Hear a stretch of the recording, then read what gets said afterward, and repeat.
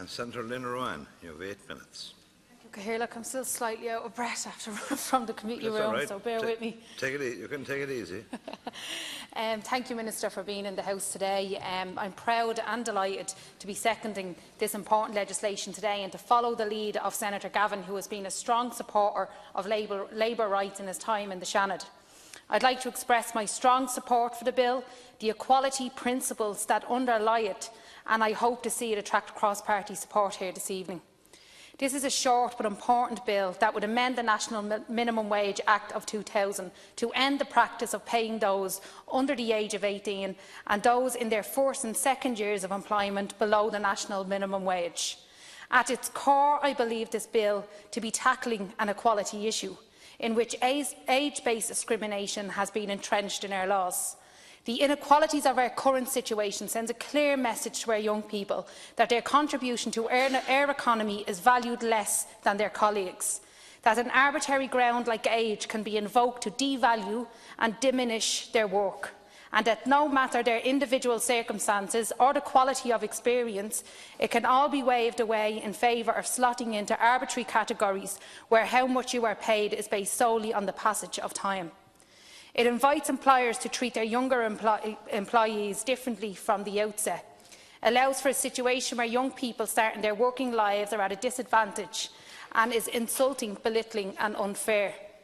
At a time when we are actively pursuing state policies to eradicate pay inequalities in so many areas, whether it be along gender lines or pension equality or removing differential pay for our teachers, this bill fits neatly into the growing national and international movement recognising the importance of equal pay for equal work. And that says to our young people that we value them, their efforts and their contributions that they are making. I believe the inequality of the current system and the disrespect and dismissal that it shows to our young people, their work and their experiences is an unfortunate trend across many state policies. It has been said to me before that Ireland is no country for young people, and I think we can sometimes be guilty of either alternately glorifying or infantilising young people and their contributions, but without truly engaging with them and their issues and desires. Young people need to feel valued, understood and supported by their state, and I believe the passage of this bill would demonstrate that in a tangible and material way. These sub-minimum rates were introduced with the national minimum wage, and as Senator Gavin already mentioned, 2 justifications were given for them at the time.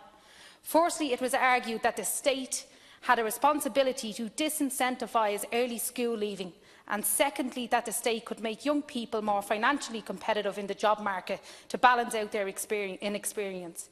I do not believe either of these 2 factors are adequate justification of continuing the pay differentials between being reformed by this bill. Firstly, the factors that can lead to a young person leaving school early are many and complex, and it is frankly naive to think that you can prevent it by simply introducing a legal pay inequality and financially penalising individuals to prevent it. A wide range of socio-economic, psychological and family pressures can and do result in early school leaving, many of which are outside the control of the young person who does leave school, and it is unfair to punish the individual for them. Having personally worked with many school leavers, I guarantee you that these sub-minimum rates are actually incentivising more young people to work more, as the lower rates mean they must work more hours. It is a heavy, blunt and ineffective tool to try and prevent a complex and multifaceted social phenomenon and needs to end. Secondly, it is just not good enough for the state to accept that if young people are not experienced enough to compete in the jobs market, that the appropriate response is to make it legal to pay them less in order to make them more attractive to employers. The state must take greater responsibility for the education and training of our young people and ensure that they have the targeted tools they need to compete.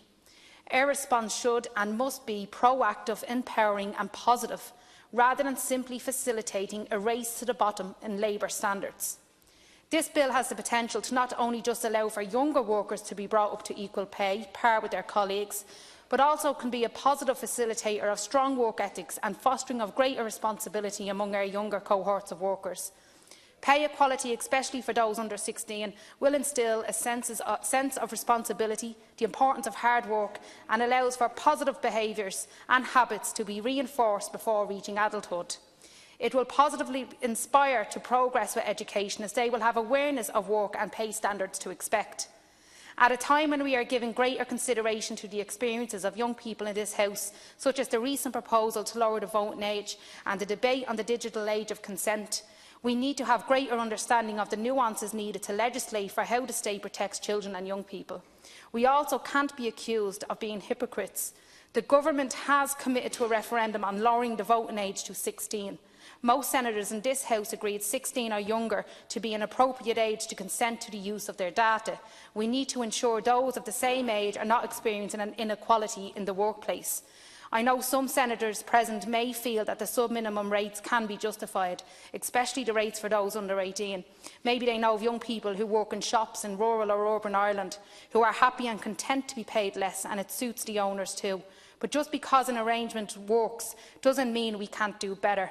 Today we can send a message to young people who, in my experience, are depressingly quick to state that they don't feel represented in the Oireachtas, that they are worth more than 70% of someone 2 years their elder, that equal pay for equal work is a fundamental principle that we are willing to apply, irrespective of age, gender, race or status.